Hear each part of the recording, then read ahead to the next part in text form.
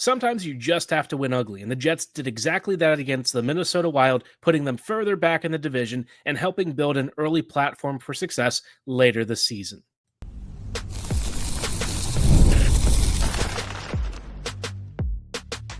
You're Locked On Jets, your daily podcast on the Winnipeg Jets, part of the Locked On Podcast Network, your team every day. Hey friends, and welcome to tonight's episode of Locked On Winnipeg Jets, part of the Locked On Podcast Network, your team every day.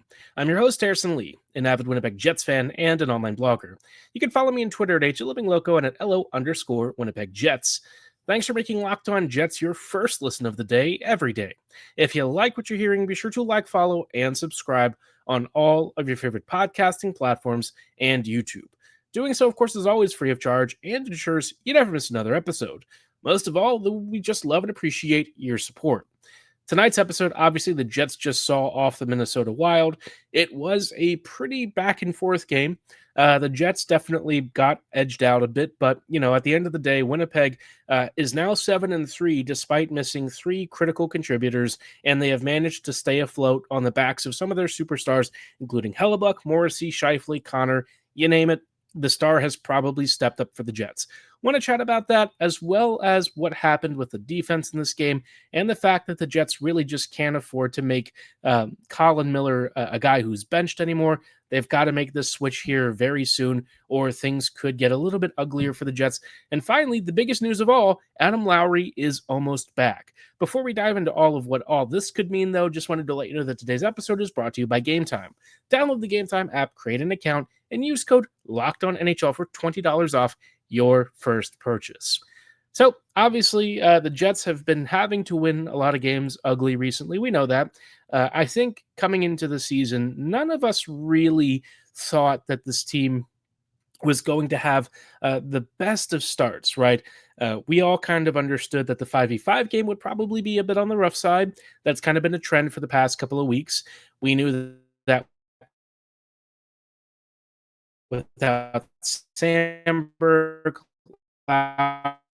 Perfetti, sledding. And, part of it is just because those guys in particular play such elevated roles for the Jets and do so much in a lot of small detail areas, or they help stabilize a lot of pairings. You think about Sandberg, who's really one of the linchpins of this Jets defense and very clearly one of the most important players on the team. How Winnipeg navigated this stretch was going to be very telling, right? Were the Jets going to be able to survive this? Who would they lean on to lead the way? And I think we've gotten a little bit of a clearer picture, right? A lot of it's been, the top line having to go absolutely ham in some of these games. You've had, at times, the depth scoring kick in. It's not always consistent. You're not always going to get it from the bottom or middle six every game, but there have been moments where they've been really bright. The Jets have tried new line combinations and stuff. And so you were hoping that at the end of the day, no matter what happens, the Jets would find ways to win. And I think they've generally done that. I will say that the way that they're winning is kind of more akin to like Paul Maurice days when you had less talent to work with. And at times the Jets lacked some discipline and structure.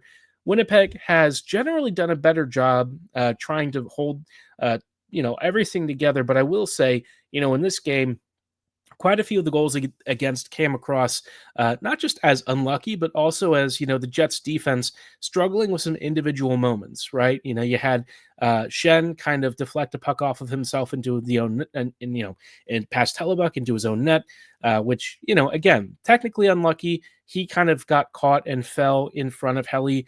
Not much you can do about that, but I think in general, he's just not winning some of those battles in that front or along the walls that you normally associate with a guy like him. You had Pionk, who had a little bit of an unlucky bounce kind of fall to him from the backboards, and it landed right in front of him. He tried to settle the puck and did for a half second, and then I don't know if he tried to maybe fake out the wild skater, try and get away from him, but instead it turned into a turnover right in front of Hellebuyck and a goal against. Just moments like that where, an unfortunate bounce or something becomes so much more for an individual player. So it is what it is. I will say, though, that, in a lot of ways, offensively, the Jets were able to create some pretty good shots on goal. Gustafsson was definitely tested. And guys like Stanley and Pionk definitely got a lot of traffic through, right? Quite a few shots. They were pinging them from distance, flinging them towards goal. And if they're going to play together, that's the kind of stuff that you want. You know, you're going to have to sacrifice defensive structure and certainly D zone exits. But in terms of just like throwing the puck on net, this is probably helpful in a lot of ways. The Jets will tip a lot of stuff, and they did tonight. We saw a lot of, greasy traffic goals. We had a Vlad tipped goal. I mean, just whatever it took, Winnipeg tried to find ways to do it. And I think that was probably one of the biggest takeaways. So, despite it being a fairly ugly game all around for Winnipeg in terms of getting outplayed and all that stuff, I think that the broader narrative here is that the Jets, at the end of the day, still found a way to try and squeeze out a victory. You knew that it just wasn't going to be clean. You knew they were going to have a hard time. I wasn't quite expecting it to be as closely run as it was against Minnesota. I probably should have, because I feel like every time we play this team, despite the fact that the Jets actually own the franchise pretty badly in terms of the record, we know that some of the games have been a little bit narrower than the scoreline suggest. And this one was definitely a close run affair. Every time it felt like, the Jets were having a decent stretch, Minnesota could really hurt you on a couple of extended shifts and take advantage of some big gaffes and mistakes. So thankfully, none of those mistakes ended up costing Winnipeg. Hellebuck put together a fantastic game and goal. Don't look at his save percentage. It's a 917, but honestly, he probably saved like 6 goals tonight. It was crazy. Really impressed with him. Thought he had a really strong night. And, for the Jets skaters, it was pretty much par for the course, right? What you saw was what you'd expect. I will say, Nemesnikov and Iafallo alongside Taves, I thought generally did a pretty strong job. This was the kind of game where they were going to have to pull some double duty, and I thought Nemesnikov going back to wing was interesting. It looked pretty good. You also had Barron playing with Nyquist and Niederreiter, which worked pretty well. I was happy with that, and I think for the most part, this team found a couple of interesting combinations to think about going forward. But the biggest thing, though, that having Barron at center does signify is that we are going to get our captain back very soon. That's fantastic news for the Jets. I don't know if there's anything more important right now than just getting the team healthy. I think at this point, right, you are just kind of trying to survive the stretch, get through as cleanly as you can, or in this case, as dirty as you can. Obviously, Winnipeg has played some rough games here. The 5v5 is going to look egregious, but, the PK has done a spectacular job trying to hold things together. The power play has been pretty dangerous, and, Hellebuck, Morrissey, individual stars like that have really risen to the top to try and keep things together. So the stretch of the Jets being unhealthy is almost over. We are getting closer and closer to guys coming back, especially guys who are key contributors. Still not sure on Sandberg just yet, but at least Lowry and eventually in the next couple of weeks, Perfetti should be returning to.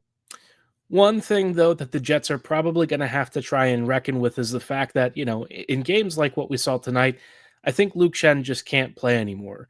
It's hard to say that because, he's beloved in the locker room, nice as they come, and know that he's an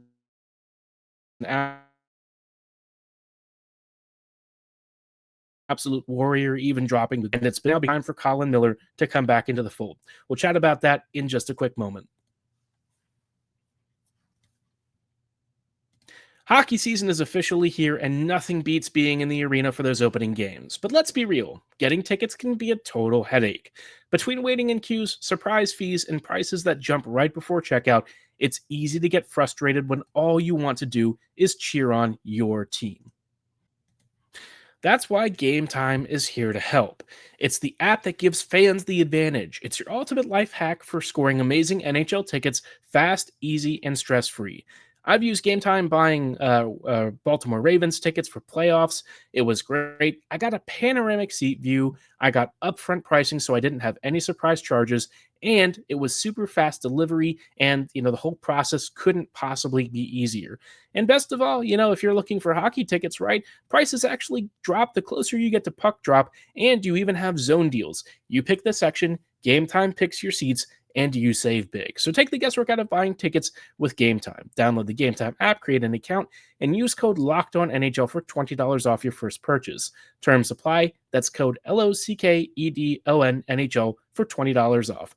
Swipe, tap, ticket, go.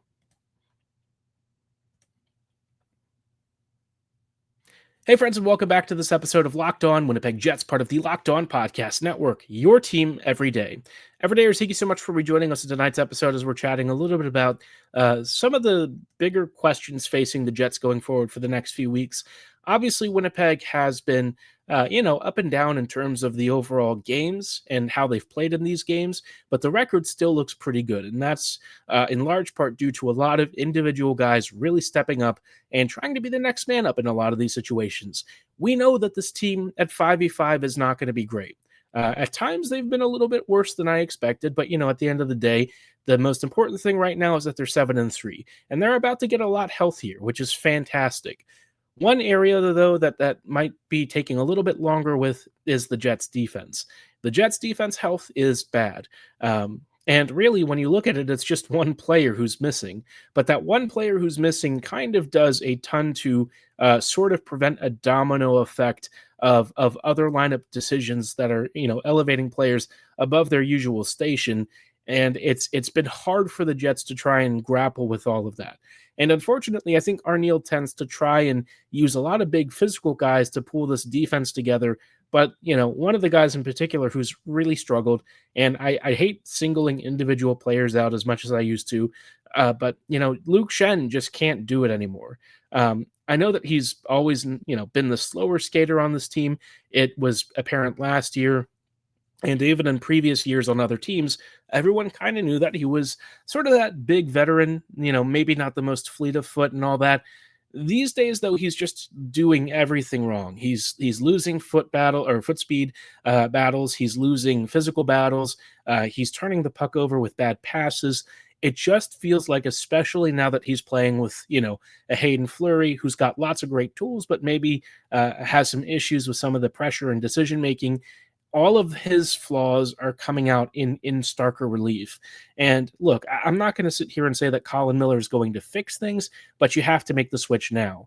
The Jets' defense is really hurting a lot of Winnipeg's ability to stabilize their game at 5v5, and it's put a lot of extra work on Hellebuyck and Comrie to try and carry this thing. Now, yeah, you can argue that Miller already had a very bad game his last time out, but we also know that Miller actually has had some pretty productive outings where, he might be one of Winnipeg's top 4 defenders right now, given where the state of the roster is.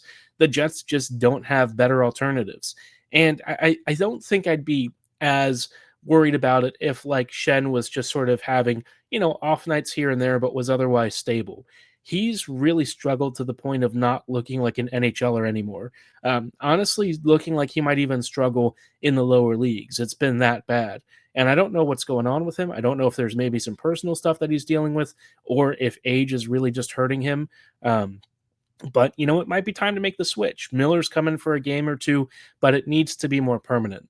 I honestly think that if you rotate Schenn in more frequently in terms of a guy who's just getting a couple of games off here and there, that might benefit Schenn too. Let him rest a bit, let him slow up and get maybe healed from any injuries he might be dealing with. I don't know. Whatever it is, he's definitely looked to step behind the game. And I think playing with the partners that he has unfortunately made things even harder to deal with.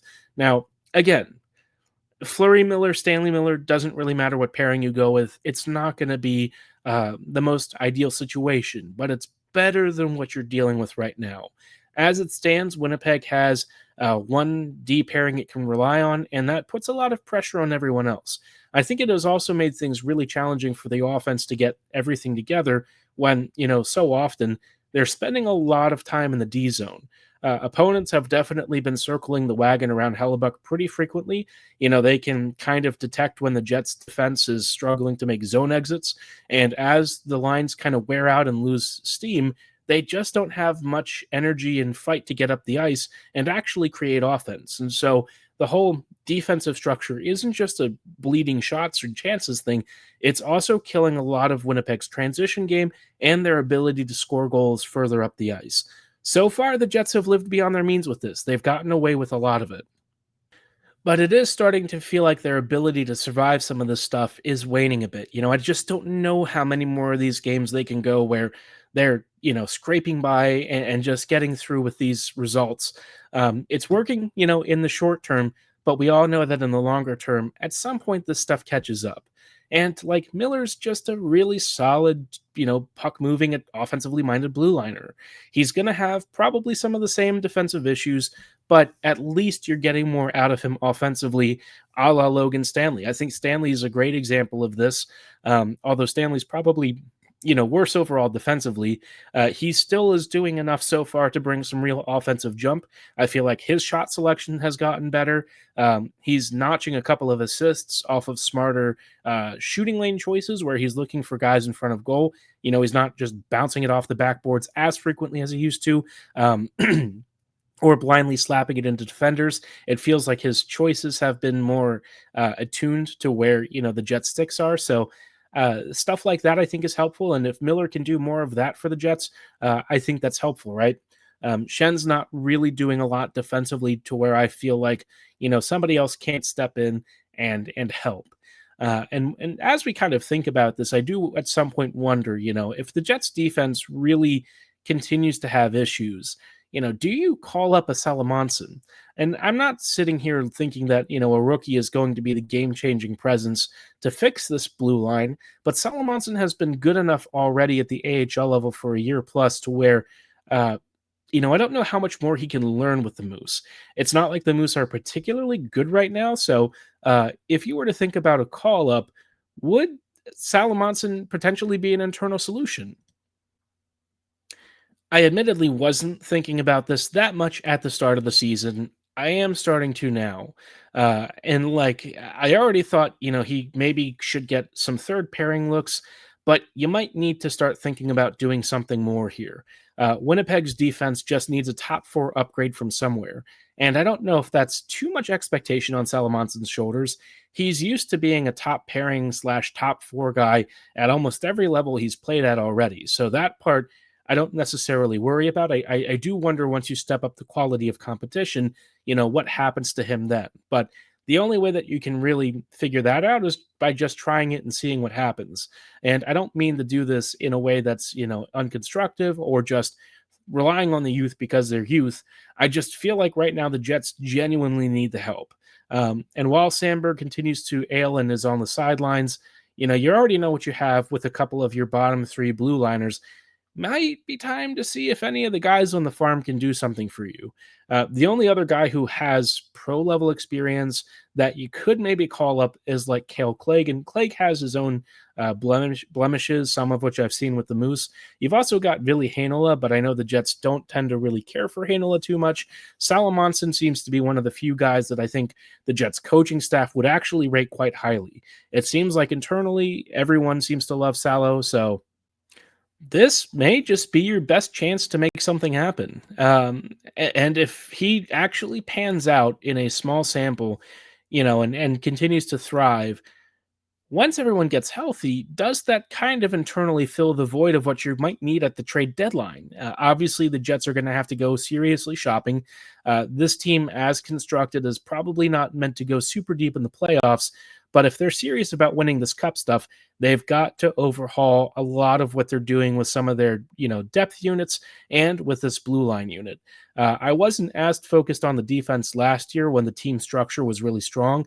Now that you're seeing a lot of older, more veteran and, slower players enter the lineup, the Jets are going to have to get more from both sides of the puck. So, this is where Salamonson might be a bigger, more game-changing piece than I'd initially given credit for. And if he continues to do as well as we've seen for the past year and a half or two, it might be time to make the jump sooner than later. It's not like this Jets defense is flush with a lot of high-end talent. We know that right now it's not, and it could use a real boost of skill and perhaps that extra layer of creativity that, the Jets really are kind of limited to with Morrissey. They don't have any other blue liner really that plays like Josh. And I'm not going to say that Salah will, but he might bring an extra spark that can maybe push some pairings down. Maybe you can get DeMello on your third pairing. It might give the Jets some real balance and a way to try and flex out this blue line unit into something that looks a little more playoff ready. Again, a lot of expectations and assumptions are being made here, but given what we've seen from Salah before, this might be a way to get out of having to trade for somebody that costs you a lot of big assets. But curious to know what you think there. Is Salamanson a guy that you would give a look to? I know some of you are pretty high on him and have said this before, so I'd be curious to know if that's still your feeling. If nothing else, though, please just get Miller into the game. That's all I think we could really ask for at this point, because what we're getting right now from the Jets defense hasn't been good enough. But some good news on returns. Adam Lowry, he's skating in a regular jersey. His return appears to be imminent.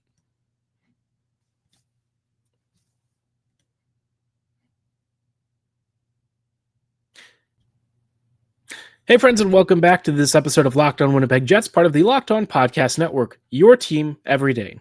Every day, thank you so much for rejoining us tonight show as we're just wrapping up with some big news ahead of, obviously, the end of the week for the Jets. Adam Lowry is finally nearing a return. He's been skating in a regular practice jersey a bit. He's not necessarily doing like really intensive scrimmages and stuff yet, but the fact that he's shed the yellow non-contact is a great sign. Intriguingly, he may not come back to the Jets immediately. There's been some conversation from Scott Arniel and some interactions with media on whether or not Lowry might actually start with the Moose, get a game or two to rehab and get up to speed. If this is the case, that does make things a little more interesting going forward. We saw Morgan Barron against the Wild get the jump up, and I thought he looked pretty good in that role, so I think the Jets can certainly survive without Lowry for a couple more games. And with Adam, I think the biggest thing to watch is, what does he look like coming back from hip surgery? A lot of guys, when they get hips resurfaced or have some other work done, in some cases, the rehab process only gets them up to a certain percentage back, especially once you're in your 30s. And even for younger guys, this is true. It's not, the same thing across the board for every single person who has hip surgery. But again, it's usually a pretty hefty procedure. Even with, advanced rehab and recovery, it may still not get you to 100%. It might get you back to 80%, 85+%, maybe 70% in some not so great cases. But we just don't know. And with Lowry, you don't really want to rush him back. As much as I say it's really important for him to return, I also understand that you really can't risk him going down again. And you want him to feel comfortable playing back at this level again before, you start getting into the real heart of the season in a few weeks. Just, let him take his time as he needs to. The Jets have been able to survive thus far, and they've gotten a better look at some of their internal options when issues like this arise. Might be that you just want to keep this going until you're sure that Lowry is ready to return. I think the last thing I would want to see happen is for Adam to be rushed to come back and have issues upon his return. That would probably, for me, be very disastrous. And I think for the Jets, they'd probably agree, right? Lowry is one of the most important players on this team.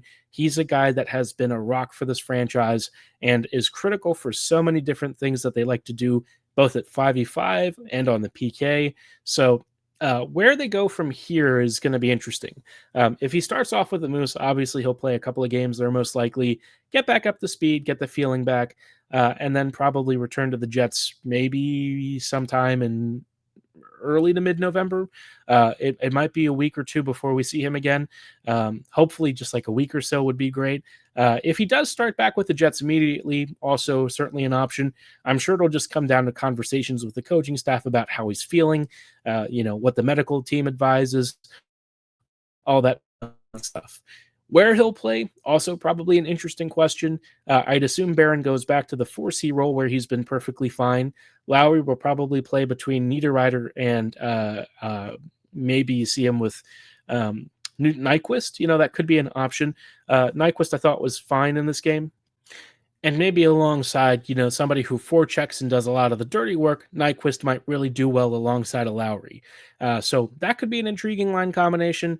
We'll have to see what it means for Taves. I assume Taves stays with Nemestikov and Iafallo. that trio was all right. Defensively, I mean, they're still going to have some of the same issues just because like Taves doesn't really have the foot speed and marking ability to do a lot of that.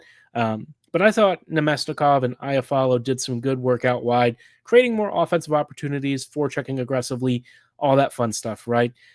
In terms of the rest of the team, I mean, you'll see CSV, I'm sure. If we get like Barron, Kepke, and Pearson, that's fine for your fourth. I do think Pearson's not really been at the races recently, so we'll have to keep an eye on that. Once Perfetti is back healthy, I would have to think like one of Kepke or Pearson is out. Personally, I would have to say it's got to be Pearson. Kepke, I think, has been pretty darn good to the level where I wouldn't really feel comfortable benching him, especially in light of, what Pearson's been struggling with. Tanner's foot speed, some of the decisions he's had recently, bad penalties, a couple of really stupid mistakes, stuff that he'll say was frustrating and really not the right choice. I don't want to call it stupid, but I think he probably would feel similarly about some of those charges and reads that he made.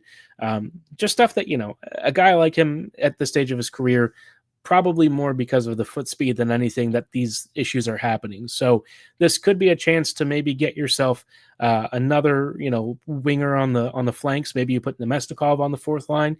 A fourth line of Kepke, Barron, and Nemesnikov might be pretty darn unbeatable. Wouldn't be shocked if we see Iafallo back on the fourth.